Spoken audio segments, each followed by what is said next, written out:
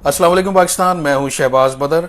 नामवर कालम निगार हसन निसार के खिलाफ पिछले कई दिनों से एक अजीब तरह का प्रोपोगंडा हो रहा है, जिसमें उनकी जाती जिंदगी को सोशल मीडिया पर उछाला जा रहा है। हसन निसार के बेटों को इस्तेमाल करके हसन निसार की जाती जिंदगी पर कीचड़ उछाला जा रहा है और उनकी जात पर इस वक्त उंगलियां उठाई जा रही हैं और उनको एक विलन की तरह मीडिया के सामने पेश किया गया है।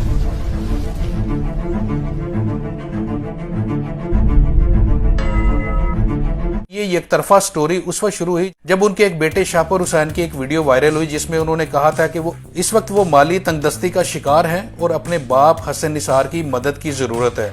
ये वीडियो आनन फानन उस वक्त मंजरे आम पर आई और वायरल हो चुकी। लोगों ने तरह तरह की बातें की। हसन निसार का जो बड़ा बेटा है शाहपुर हुसैन, उसका हुलिया कुछ ऐसा था कि लोगों को लगा ही नहीं कि ये हसन निसार का बेटा भी हो सकता है। मगर उसके बावजूद जब ये साबित हुआ कि वो वाकई हसन निसार ये पहली बीवी से बेटा था, तो उसके बाद सोशल मीडिया पर लोगों ने और तरह की अजीबोगरीब मन गढ़ंत कहानियां हसन निसार से मंसूब करके उनको एक विलन की सूरत दिखाया गया। जैसे ये दिखाया गया कि हसन निसार अपनी जाती जिंदगी में अपने औलाद के साथ एक जालिम बाप की तरह सलूक करता रहे। जैसे जैसे वक्त गुजरता गया वैसे वैसे ये स्टोरी मजीद डेवलप होती गई, मगर जितने भी लोगों ने इस स्टोरी के मुतल्लिक बात की वो सब एक तरफा कहानियां थी। कुछ ने अपने तज्जिए लगाए, कुछ ने अपने अंदाजे लगाए, मगर हकायक को जानने की किसी ने भी कोशिश नहीं की। जैसे जैसे वक्त गुजरता जा रहा है, हसन निसार साहब अपने करीबी लोगों में ये बात कहना शुरू हो गए हैं कि कुछ लोगों ने उनकी बातें ना मानने की वजह से उनकी जाती जिंदगी को मीडिया के सामने उछाला और मुझे विलन बनाकर पेश किया गया, जबकि हकायक इसके बिल्कुल बरक्स है। ये हसन निसार साहब की तरफ से कुछ बातें हैं जिनके बारे में आगे चलकर बात करूंगा, मगर सबसे पहले ये जान लें कि हसन निसार की जाती जिंदगी थी कैसी। हसन निसार ने 2 शादियां की थी। पहली शादी में ये तीनों बेटे थे जो कि मंजर पर इस वक्त आ चुके हैं। और पाकिस्तानी कल्चर में हम सबको पता है कि जब एक शख्स, एक मर्द 2 शादियां करता है तो पहली बीवी और पहली बीवी से जो बच्चे पैदा होते हैं वो अपने बाप के बारे में किस तरह की राय रखते हैं। वो उसको बाप समझने की बजाय उसको दुश्मन ही समझते हैं। तो जब हसन निसार ने अपनी पहली बीवी को तलाक दी तो ये तीनों बेटे हसन निसार साहब के पास चले गए और बकौल उन बेटों के वो 12th स्टैंडर्ड तक यानी इंटर तक वो अपने बाप के पास रहे।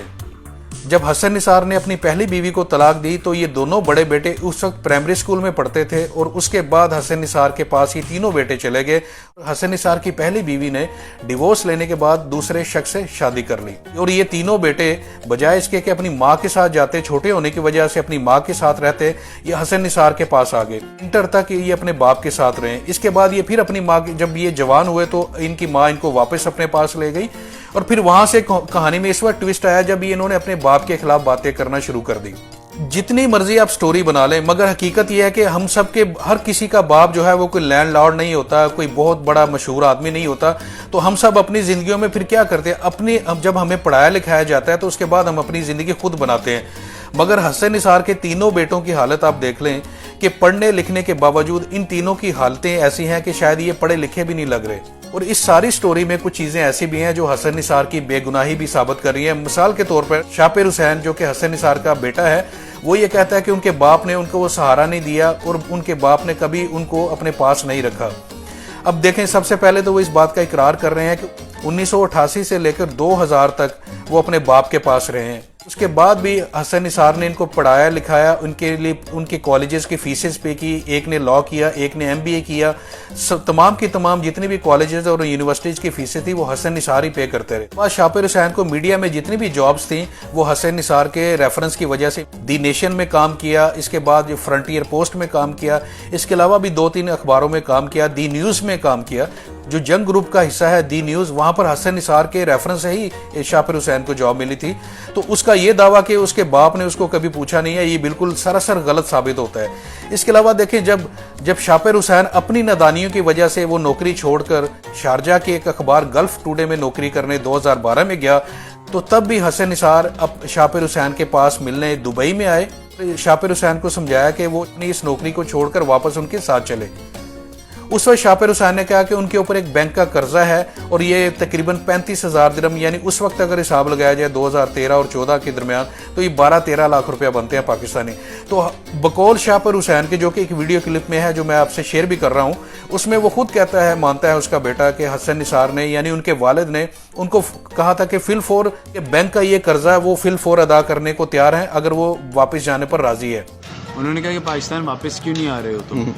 میں نے کہا میں نے ادھر بینکس کے پیسے دینے ہیں UAE میں، ٹھیک ہے، ایک بینک ہے وہاں پہ، ابھی بھی میں نے ان کے پیسے دینے ہیں، 35,000 درہم دینا ہے. تو کہتے کہ میں پیسے دے دیتا ہوں. میں نے کہا مجھے نہیں چاہیے پیسے، لیکن پھر بھی $1,000 لے لیا میں نے ان سے، 1,000. مگر شاپر حسین کے بقول اس نے انکار کر دیا. تو اس بات سے بھی آپ اندازہ لگا سکتے ہیں کہ حسن نثار اپنی اولاد کے لیے کس حد تک فی الفور فیصلے کیا کرتے تھے. 12-13 لاکھ روپے ایک اچھی خاصی اماؤنٹ بنتی ہے، مگر بقول شاپر حسین کے کہ وہ دینے کو تیار تھے، مگر اس نے لی نہیں. 35,000 درہم لینے کی بجائے $1,000 یعنی وہ تقریباً 3,000 درہم بنتے تھے اس وقت بھی، 3,000-3,500 درہم بنتے تھے، وہ لے لیا انہوں نے. تو یہ ایک بہت بڑا ثبوت ہے کہ حسن نثار اپنی اولاد کے متعلق کتنے کنسرن تھے اور کس طرح فی الفور وہ مدد کیا کرتے تھے. اب آئیے اس سٹوری کی طرف کہ حسن نثار کے خلاف یہ سٹوری کیسے اور کب پلانٹ کی گئی. کہ حسن نثار جنگ اور جیو گروپ کے ساتھ وابستہ ہیں. جیو ٹی وی پہ ان کا ایک پروگرام آتا ہے. اس کے علاوہ جنگ اخبار میں وہ چوراہا کے نام سے کافی عرصہ سے اپنا ایک کالم لکھ رہے ہیں. جب سے میر شکیل الرحمان جنگ اور جیو گروپ کے جو مالک ہیں وہ اریسٹ ہوئے ہیں، اس کے بعد سے بہت ساری صحافی، اس ادارے کے ملازمین وہ ٹویٹر پر بھی ایکٹیو ہیں، میر شکیل الرحمان کی بے گناہی کے لیے ایکٹیو ہیں. اس کے علاوہ وہ اپنے پروگرام میں بھی ان کا ذکر کرتے ہیں، اداریے لکھے جاتے ہیں، کالم لکھے جاتے ہیں. اس کے علاوہ جتنی بھی پاکستان میں صحافتی تنظیمیں ہیں وہ بھی اس بارے میں میر شکیل الرحمان کی رہائی کے حوالے سے پرزور مطالبہ کر رہی ہیں. مگر جب بات حسن نثار کی آتی تھی تو حسن نثار سے جب یہ کہا گیا عمران خان آپ کی رائے کو بڑی اہمیت دیتے ہیں، تو اگر آپ عمران خان سے ایک بار بات کر لیں کہ وہ میر شکیل الرحمان کی ضمانت کروانے میں کوئی نرمی کا مظاہرہ کریں، نیب ان کی بات ضرور سنے گی، تو آپ ان سے عمران خان سے بات کریں. تو حسن نثار نے صاف انکار کر دیا کہ عمران خان جو ہے وہ کسی کی بات نہیں سنتا اور وہ میری بات بھی نہیں مانے گا. جو میرٹ پر اس وقت چل رہا ہے اس کے حساب سے عدالت سے جو ریلیف مل سکتا ہے وہی ریلیف میر شکیل الرحمان کو ملے گا. عمران خان سے اس بارے میں توقع رکھنا صحیح نہیں ہے.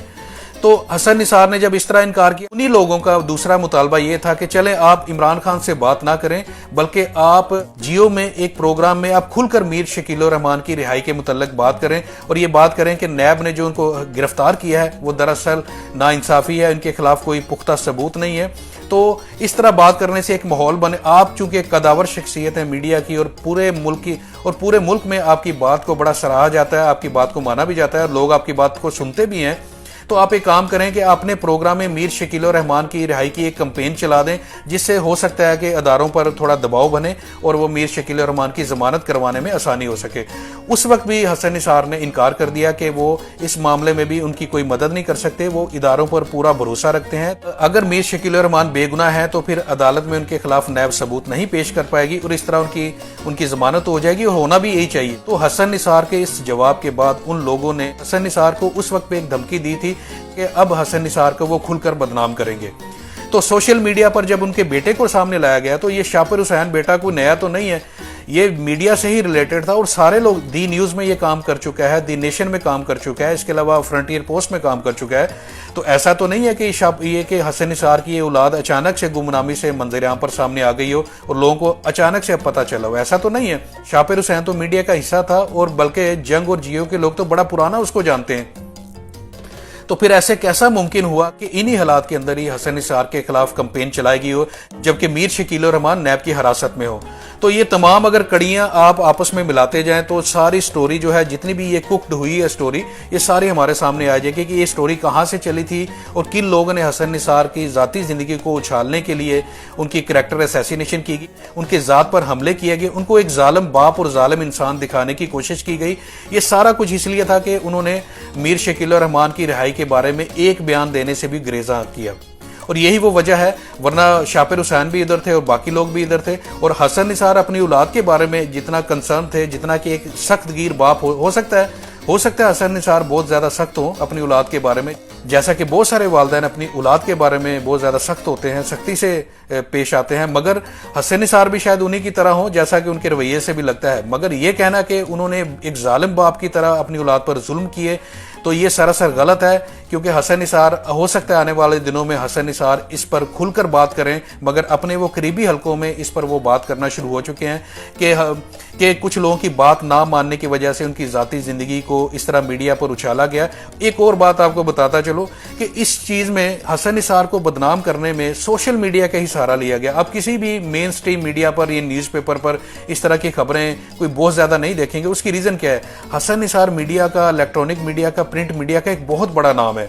ऐसी सूरत में हसन निसार के खिलाफ मेन स्ट्रीम मीडिया पर बोलना इंतहाई खतरनाक हो सकता था उन सबके लिए भी। इसलिए किसी ने भी हसन निसार के खिलाफ मीडिया के टॉक शोज में बात नहीं की, बल्कि इसके लिए सोशल मीडिया का सहारा लिया गया, क्योंकि सोशल मीडिया पर किसी की पकड़ नहीं है। कोई गुमनाम आदमी भी कोई स्टोरी अपलोड कर देता है, कोई वीडियो अपलोड कर देता है, कोई पोस्ट कर देता है, कोई ट्वीट कर देता है। तो इस तरह एक माहौल बनाया गया और इस माहौल में गुमनाम लोगों को आगे लाकर हसन निसार के बेटों के जरिए फिर हसन निसार की किरदार कशी की गई। हसन निसार का कोई कसूर नहीं था, एक इतना ही कसूर था जितना कि एक शख्स 2 शादियां कर लेता है और फिर वो दोनों जगह अपनी कशमकश की लड़ाई लड़ता है। हसन निसार के साथ भी वही हुआ था। हसन निसार इस वक्त अपने घर से बाहर भी बहुत कम निकलते हैं। बकौल उनके वो हफ्ते में सिर्फ एक बार अपने घर से टीवी प्रोग्राम की रिकॉर्डिंग के लिए निकलते हैं, अदरवाइज वो पूरा हफ्ता अपने घर में ही रहते हैं। जिस तरह के हसन निसार प्रोग्राम करते हैं और जिस तरह उन्होंने बैक वक्त मुस्लिम लीग नवाज को पहले, फिर इससे पहले पीपल्स पार्टी को, मुशर्रफ को उन्होंने चैलेंज दिए रखा। हर दौरे हुकूमत में जो भी उस वक्त वुज़रा होते थे उनकी आंखों में खटकते रहे हसन निसार।